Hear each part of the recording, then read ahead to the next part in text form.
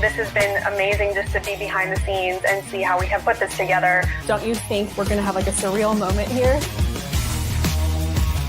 My background is in broadcast journalism. So I'm used to sitting down, getting those stories told. And not only am I excited for what's happening on the track, but also what's happening off the track. I just don't feel like our sport has had that opportunity.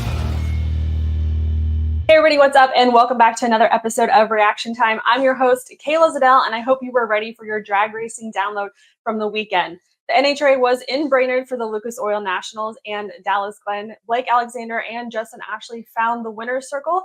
Then No Prep Kings were back in action, and Robin Roberts secured another win this season. And Giuseppe Gentile fought his way through the loser's bracket. And how the World Fuel Alter Nationals shook out at Eddyville Raceway. More details ahead in this episode of Reaction Time. But first, let's get started with the Lucas Oil NHRA Nationals at Brainerd International Raceway. Man, it was an exciting weekend, event-filled, and as it usually is, especially when there's a whole part of the racetrack known as the zoo. But staying focused on what happened on the track, Dallas Glenn furthered his pro stock points lead after he continued his Brainerd winning streak. Both machines now pre-staged. In goes Mason McGahey. McGahey's car has problems early. He had a huge starting line advantage of some 5/100ths of a second, but the tune-up was not good enough to carry him to the finish line under power. For Dallas Glenn, 661.3 at 206.95, and a part of me believes, Tony, Dallas might have been thinking a little bit about Aaron Stanfield, and now he took a shot to pull away from him even further.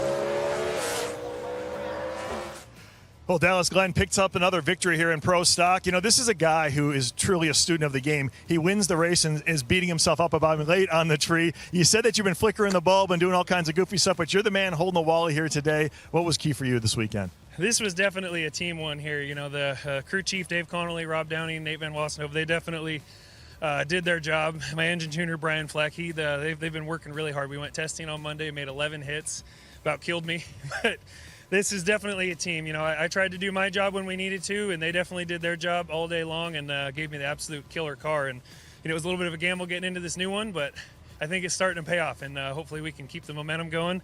But it's great for Rad Torque Systems, DPF Parts Direct, Summit, Jesse, all the sponsors that keep this going. And I do want to say something for Jerry Haas. He he scared us a little bit there on Thursday. We were talking to him, and then the next thing you know, he's going to the hospital. But that and it's a tough week. Scotty Richardson and Scott Bloomquist for the dirt racing community. Dirt racing's big up here, and I love dirt racing too. But no, it was a great day. So let's go to Indy and try to get a Too Fast Too Tasty win and seal the deal. So many things happened in Funny Car this weekend. Jack Beckman made his debut as the Pete Camaro fill-in driver for John Force. It was quite the weekend for J.R. Todd, who blew up a car in qualifying and eliminations and was left without a body. The fellow teammates jumped in to help, but it was Blake Alexander who had a heck of a weekend. He was a provisional #1 qualifier after Friday up until the 4th round on Saturday, and he got the job done when it counted on Sunday. The Nitro Funny Car final in Brainerd. Here we go. A double step for Hagan. It is Blake Alexander for the 4th time in his career. Alexander drives to a 392.7 at 324 miles an hour. An absolute 180-degree turn of events for this team. Unbelievable.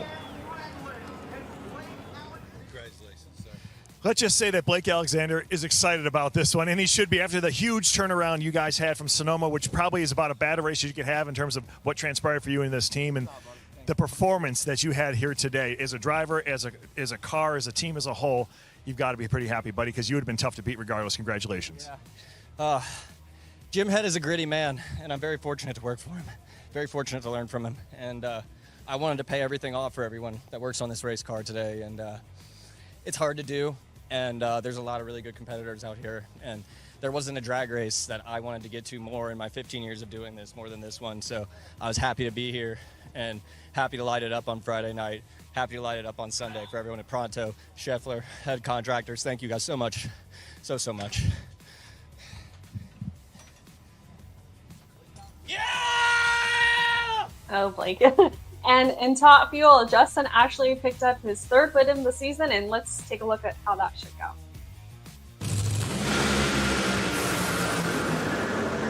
Ashley was out first, and he gets there first. 374.5 at 329 miles an hour for Sean Langdon, a slowing 402 at 261.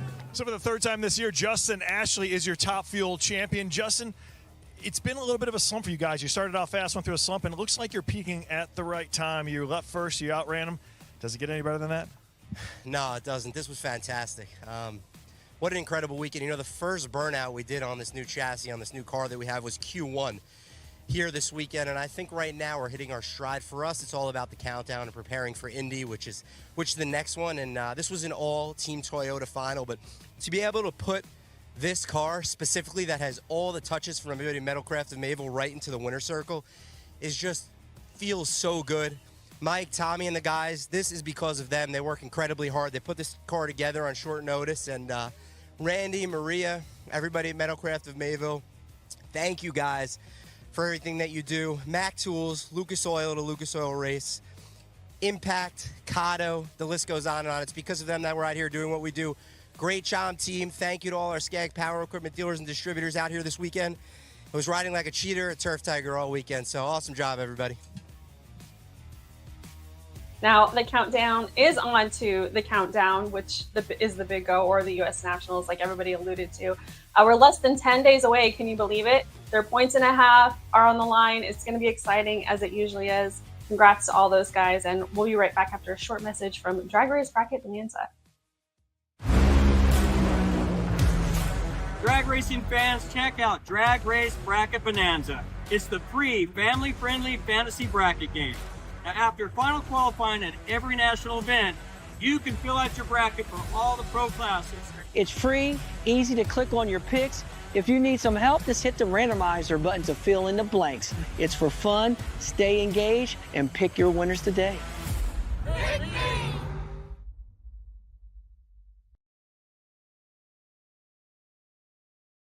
All right, thanks. I don't know how my bracket did this weekend. I haven't had a chance to check it, but I can tell you what, I'm pretty sure it was busted, especially in Top Fuel after Ida's performance there.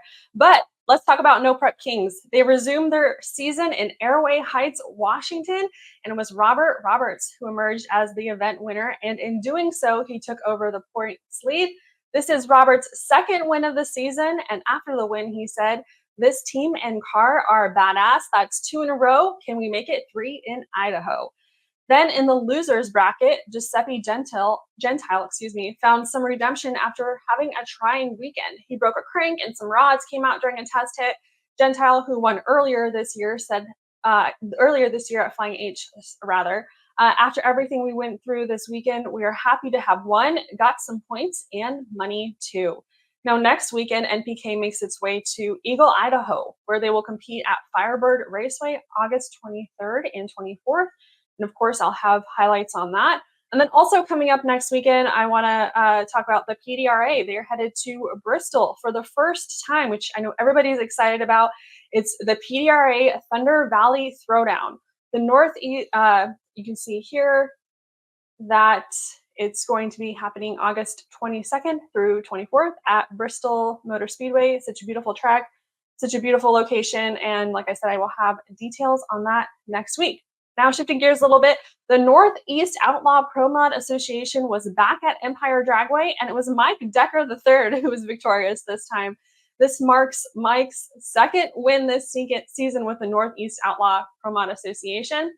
He qualified fourth to make it to the winner's circle, and in the final round, he went a 365. Mike thanked his team and is looking to keep the momentum rolling to the upcoming Yellow Bullet Nationals. And then rounding out the show today, the Quick Performance World Fuel Alter Nationals returned to Eddyville Raceway Park for the 19th year. The highly anticipated event, known as the biggest fuel altered race in the world, crowned 2 winners. Jody Austin picked up the win in the A field, and Austin also scored the inaugural Brian Rainey Certified Badass Low Qualifier Award, sponsored by our very own Wes Buck and his dad and uncle, Eddie and WR, and Buck Brothers Sunny Slope Auto. And then Don Wilcox in the Show Me Thunder was the winner in the B field. Congrats to those guys. So I hope you guys have a great week. Thanks for watching. Don't forget to like and subscribe. And as always, check out dragillustrated.com. I'm Kayla Zadell, and this is Reaction Time.